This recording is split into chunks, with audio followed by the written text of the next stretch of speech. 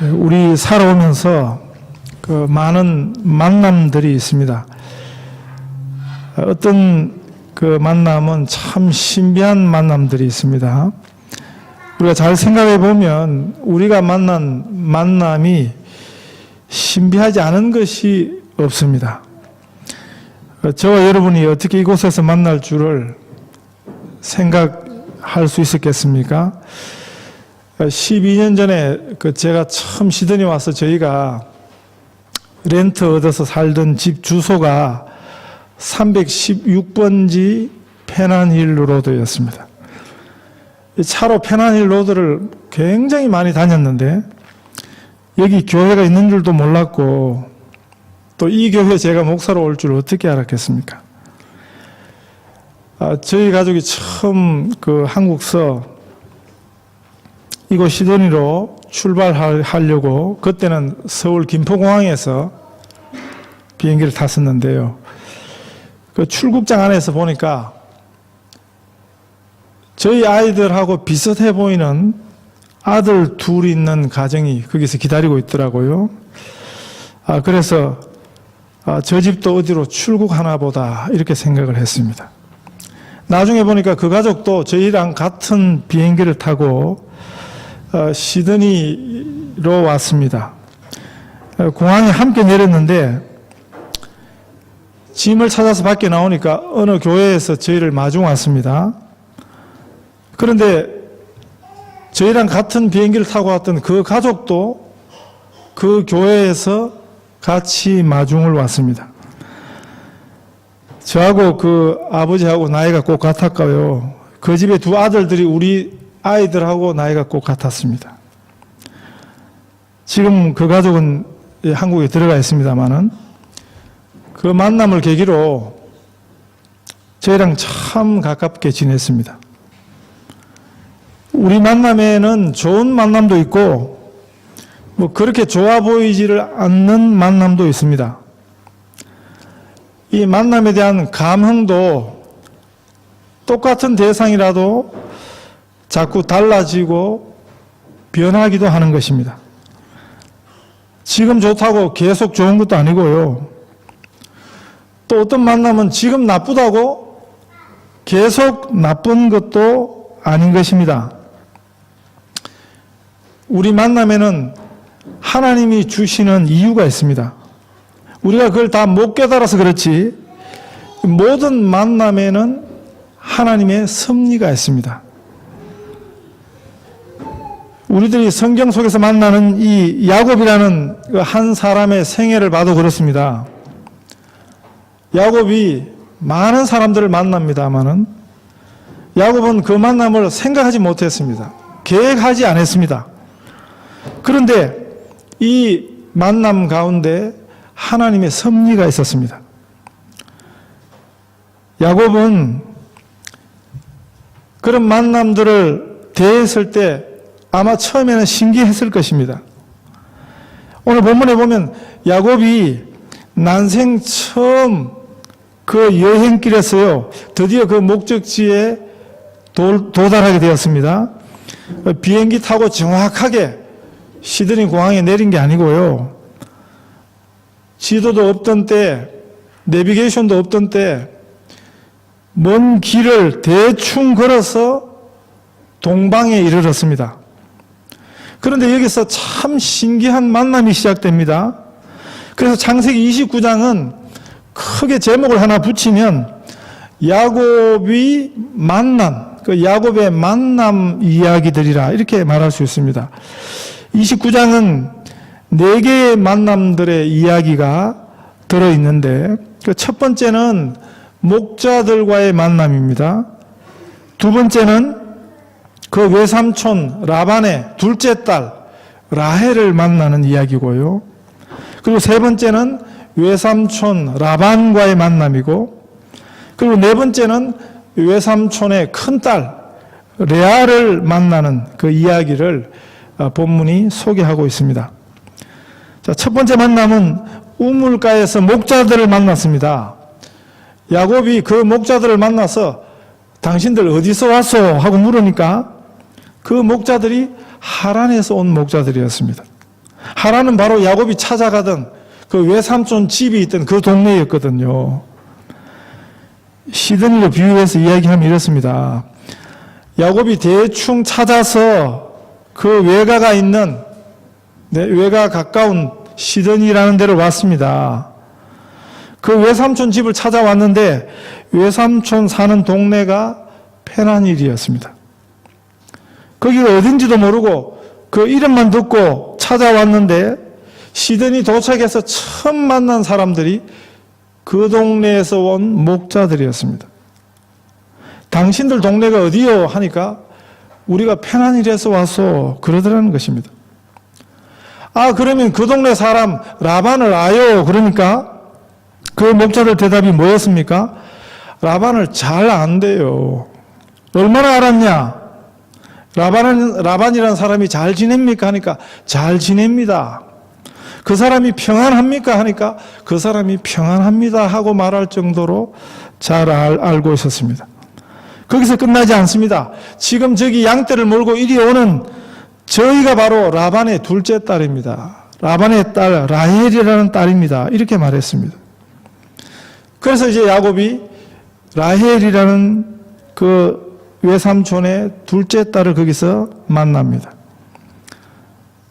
그 라헬과의 만남은 순탄치는 않습니다만은 야곱이 거기서 라헬을 그렇게 만났기 때문에 결국 20년을 그 외삼촌 집에서 종처럼 일꾼처럼 봉사하며 지내게 된 계기가 되기도 했습니다.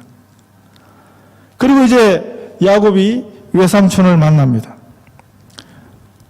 이 라반이라는 사람은 그 전에 어떤 집사님이 자기 모교회 서울에서 설교 들었던, 야곱과 관한 설교 들었던 이야기를 저한테 해주셨습니다.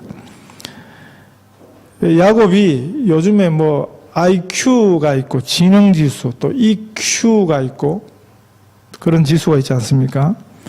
근데 야곱은 성경 인물 가운데서도 JQ가 제일 높은, JQ 지수가 제일 높은 사람이랍니다. JQ가 뭐냐면 잔머리 지수가 제일 높은 사람이 야곱이래요. 정말 그렇지요. 우리가 성경에서 보면 야곱은 그 야곱이라는 이름 뜻 안에 하나는 사기꾼이라는 이런 뜻도 있습니다. 형을 속이고요. 아버지도 감쪽같이 속이고, 그리고 이 야곱의 잔머리 쓰는 이 행진이 끝나지 않습니다. 야곱 이야기는 항상 그 야곱이 잔꾀를 부리는, 잔머리를 쓰는 그런 이야기를 우리가 성경에서 아주 충분히 만나는 것입니다. 지난주에 말씀드린 대로 하나님 앞에 기도할 때도 야곱의 기도는, 그건 아주 장사 속이 있는, 아주 잔머리가 있는 그런 기도를 했다고 그랬죠. 정말 잔머리 쓰는 데는 남다른 타고난 이 야곱이 이 외삼촌 라반을 만났는데 이 라반 또한 야곱 못지않은 잔머리꾼이었습니다. 살겠다고 자기 찾아온 이 조카를요, 아주 기가 막히게 20년을 종처럼 부려먹습니다. 그리고 그 조카가 보통 조카입니까? 어리숙한 조카가 아니에요. 아주 잔머리의 대가인 그 야곱을 상대로 20년 동안 종처럼 부려먹은 이 라반을 야곱이 그 생애에서 만나게 된 것입니다. 야곱이 이 외삼촌 둘째 딸을 첫눈에 보고 반했습니다. 그래서 그 딸을 위해서 7년을 봉사하겠다 그랬는데, 그러니까 7년 동안 이 라반이 야곱을 참 잘 부려먹었습니다. 그리고 7년이 되었습니다. 그 첫날 밤에 야곱이 반해서 7년의 그 긴 세월도 며칠처럼 지냈던 그 둘째 딸 대신에 이 외삼촌이 첫째 딸을 야곱의 방에 들여보냈습니다. 이 야곱이 보통 야곱이 아닌데 이 야곱을 꼼짝 없이 속도록 깜짝같이 속인 인물이 이 라반이었습니다. 다음날 날 밝고 보니까 라헬이 아니고 레아였습니다. 성경이 레아를 소개하기를 17절에 보시면 레아는 알력이 부족하고 그랬거든요. 상대적으로 동생 라헬에 비하면 좀 못했다 그런 소리입니다. 이 삼촌에게 속아서 원치 않던 레아와 결혼을 하게 된 것입니다. 그 외삼촌 라반은요, 라헬을 빌미로 또 다시 7년을 더 일해라. 그러면 라헬까지 주겠다. 우리 오늘 문화에서는 좀 이해가 힘든 것이지만 그 당시 고대 근동 상황에서는 충분히 그럴 수 있습니다. 그런 라반이었습니다. 우리가 이 세상을 살아가면서 여러 사람들을 만나는데요. 내가 원하는 사람만 만나는 게 아니에요. 어떤 경우는 나하고 전혀 맞지 않는 사람, 그런 사람들도 만나는 것입니다.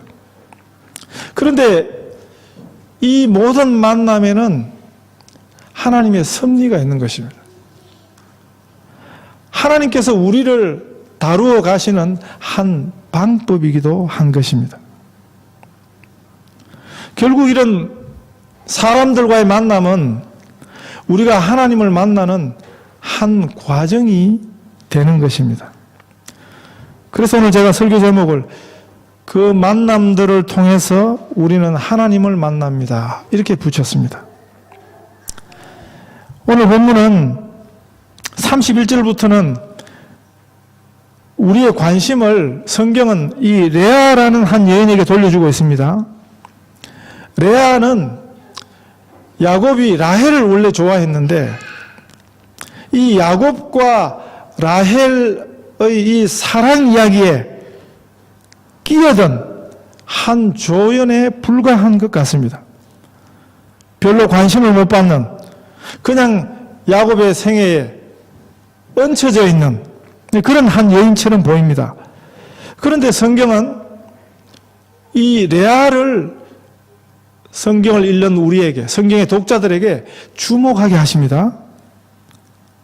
30절에 보면 야곱이 이 레아보다 라헬을 더 사랑했다 그랬지만 31절에는 이 레아라는 여인에 대한 우리의 하나님의 관심을 우리가 볼 수 있습니다. 여호와께서 레아가 사랑받지 못함을 보시고 그의 태를 여섰으나 라헬은 자녀가 없었더라. 이렇게 말합니다. 그 시대에는 결혼한 여인에게 자식은 그 태의 열매였습니다. 여인의 영광이었습니다. 자랑이었습니다. 남편에게 사랑받지 못한 결혼 생활을 처음부터 시작했던 그 레아에게 하나님이 주신 선물은 그 위로는 자식들이었습니다. 그녀에게 네 아들들을 주십니다. 그리고 나중에 또 아들 둘을 더 주세요. 그래서 야곱의 12아들들 가운데 6아들을 이 레아를 통해서 주셨습니다. 이 레아가 아들을 낳을 때마다 이름을 붙이는데 그 이름의 의미를 생각해 보면 이 레아의 결혼 생활이 어떠했는지 우리가 짐작할 수 있습니다. 얼마나 그 큰 아픔이 있었겠습니까? 그 동생과 비교되면서 산 것도 아픔인데 그런데 같은 남편과 함께 살게 되었을 때 이 여인은, 이 레아라는 여인은 그 마음이 얼마나 고통이 있었겠습니까? 자신은 자기 동생 그 러브 스토리에 끼어든 불청객에 불과했습니다. 동생 덕택에 덤으로 시집을 간 것입니다. 그 아버지가 야곱에게 억지로 끼워준 7년 품삯이 자신이었습니다. 얼마나 많은 심적 고통이 그 삶에 있었겠습니까? 그래서 큰아들을 얻고는 그 이름을 르우벤이라 했습니다. 그 르우벤 뜻이 뭐냐면 여호와께서 나의 괴로움을 권고하셨으니 이제는 내 남편이 나를 사랑하리라. 이렇게 이름을 붙였습니다. 둘째 아들은 시몬이라 그랬습니다. 시몬 뜻은 여호와께서 내가 사랑받지 못함을 들으셨으므로 내게 이 아들도 주셨도다. 이런 뜻이에요. 셋째 아들은 내 남편이 지금부터 나와 연합하리로다. 그래서 레위라고 이렇게 이름을 붙였습니다. 이 세 아들들의 이름만 봐도 레아가 얼마나 그 남편 사랑을 갈구했는가를 알 수 있습니다. 그리고는 네 번째 아들을 주셨는데 내가 이제는 여호와를 찬송하리로다 하는 의미입니다. 유다라는 이름이에요. 유다. 그 말은 뭐냐 하면 넷째 아들을 얻고는 내가 이제 여호와를 찬송하겠다. 이제 남편 사랑받을 그건 기대 안 하고 이제 나는 여호와를 찬송하겠다. 이런 고백을 한 것입니다. 하나님께서 이 레아에게 주신 아들 넷은 그녀의 상급이었습니다. 그녀의 위로였습니다. 하나님께서 충분한 아들들을 그녀에게 주셨던 것입니다. 특별히 이 레아의 넷째 아들 유다는요, 바로 이스라엘 12지파 중에서도 가장 중요한 지파입니다. 왜 그렇습니까? 이 유다 지파의 후손으로 예수님이 오시거든요. 지금도 우리는 이스라엘 사람들을 유대인이라 부릅니다. 유대인. 이 유대인이라는 이름이 어디서 왔냐면 유다 지파, 이 유다라는 이름에서 왔습니다. 야곱과 라헬의 이 러브 스토리 중에서 별 볼 일 없어 보이던 이 레아를 우리 하나님은 겨우 인류 역사 정도가 아니고요. 하나님의 그 크신 구원 역사의 가장 위대한 한 여인으로 메시아의 어머니로 레아를 사용하시는 것을 우리가 볼 수 있습니다. 그래서 우리의 만남들이 그냥 만나는 만남이 아니라는 것입니다. 그냥 스쳐 지나가는 만남이 아니라는 것입니다. 이 만남들을 통해서 우리는 진정 하나님을 만나는 것입니다. 우리가 사람을 만나지만, 우리가 인간을 만나지만, 그 우리가 만나는 사람 한 사람보다 더 중요한 분, 하나님을 우리는 그 만남들을 통해서 만나는 것입니다. 그래서 사실 우리의 만남 중에 귀한 만남 아닌 것이 하나도 없습니다. 싫은 만남도 좋은 만남도 다 우리 하나님을 향한 만남이 되는 것입니다. 우리가 하나님을 만나도록 하는, 그래서 귀한 만남들이 되는 과정인 것입니다. 이 만남에 신비가 있음을 믿으시기 바랍니다. 우리가 예상하지 못하고 우리가 알 수 없는 그 만남들 가운데서도 우리가 하나님을 만나는 과정이 되는 것을, 그 귀한 만남의 의미를 보실 수 있기를 바랍니다. 특별히 어려운 만남이 있었습니까? 나를 괴롭히고 귀찮게 하고 내가 왜 저런 왼수를 만났을까? 그런 생각나는 그런 만남도 있으십니까? 그 사람이 내 원수지 내가 그 사람의 원수 아닌 것을 감사하실 수 있기를 바랍니다. 힘들게 하는 사람, 우리를 불편케 하는 사람, 그 사람 때문에 우리가 더 주님을 바라보게 되었다면 그 만남도 의미가 있는 것입니다.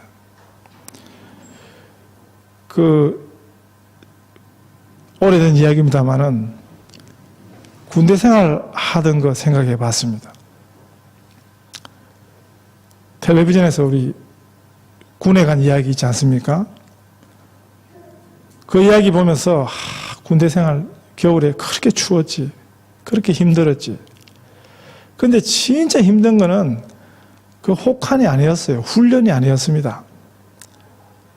제일 힘든 것은 군에서 억지로 만나게 된, 그 원해서 만난 만남이 아니거든요. 군에서 제일 힘든 것은 사실 그 만남이었습니다. 내무반에서 생전 듣도 보도 못한 이상한 인간들을 만나는데 네? 절대 그 만남을 원했던 게 아니었어요.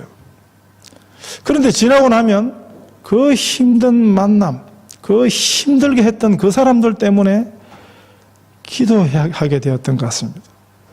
그래서 군생활 돌아보면 참 힘들었던 순간이 사람 만나는 거였는데, 그런데 그것 때문에 가장 깊이 기도할 수 있었던 계기가 되었던 것 같습니다. 어떤 분도 길에서 강도를 만났어요. 그냥 강도가 아니고 날강도를 만났습니다. 그래서 가지고 있던 돈 지갑을 홀랑 다 털렸대요. 그날 밤에 처음에는 분한 마음에 잠을 못 이뤘대요. 그 불편한 마음에 떠오른 말씀이 원수를 저주하라, 이게 아니고 범사에 감사하라 하는 말씀이었대요. 처음에는 마음으로 굉장히 반항했답니다. 우리가 겁을 상실하면 하나님을 향해서 이런 소리도 하잖아요. 하나님도 내 마음 대보세요. 죄송합니다.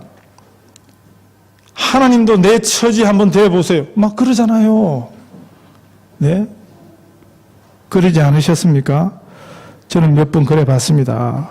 하나님을 향해서 바락바락 대들면서 불편했지요. 그런데 억지 감사를 시작했습니다. 의지로라도 감사를 시작했습니다. 그랬더니 그 마음에 진실한 감사가 찾아왔답니다. 가만히 생각해 보니까 흉기를 든 강도를 만났지만 지갑만 빼앗긴 것이 그게 얼마나 감사했습니까? 또 진짜 감사는 자신은 강도 만난 사람이지 자기가 강도 아닌 게 그게 얼마나 또 감사가 되더라는 것입니다.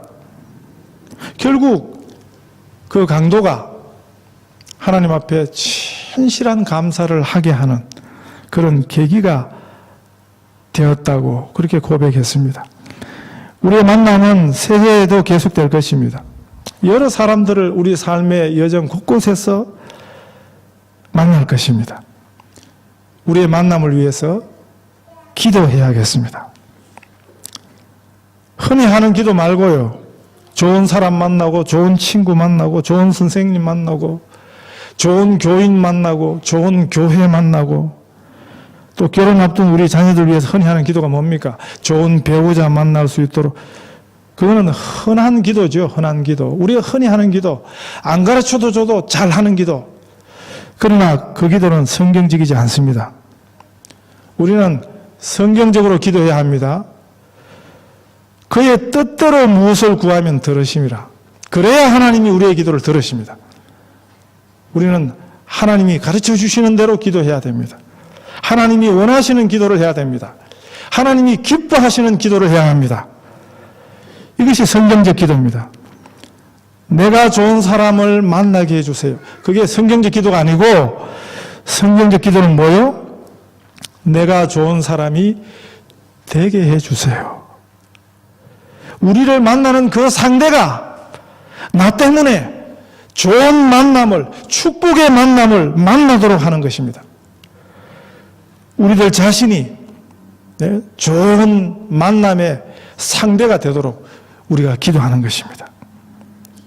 진짜 복을 받으시기 바랍니다. 참된 복이 무엇인지를 한번 잘 생각해 보시기를 바랍니다. 그래서 생각부터 하나님 자녀다운 생각을 하십시오. 정말 축복을 부르는 생각을 하십시오. 정말 축복을 부르는 그런 기도를 하실 수 있기를 바랍니다. 우리가 복 받기를 굉장히 사모해요. 그러나 그건 복을 받는 그런 소원이 아닙니다. 그런 기도가 아닙니다. 제가 가르쳐 드릴게요. 바로 이런 것입니다. 우리가 좋은 사람 만나는 것 위해서 기도하지 마시고 그건 성경적이 아니라니까요. 내가 좋은 사람 되게 해주세요. 새해에는 나를 만나는 사람이 그 사람의 생애에서 축복이 되게 해주세요. 우리가 우리 자녀들 위해서 그렇게 기도하실 수 있기를 바랍니다. 이런 만남의 축복이 풍성한, 그래서 복된 새해가 되시기를 축원합니다.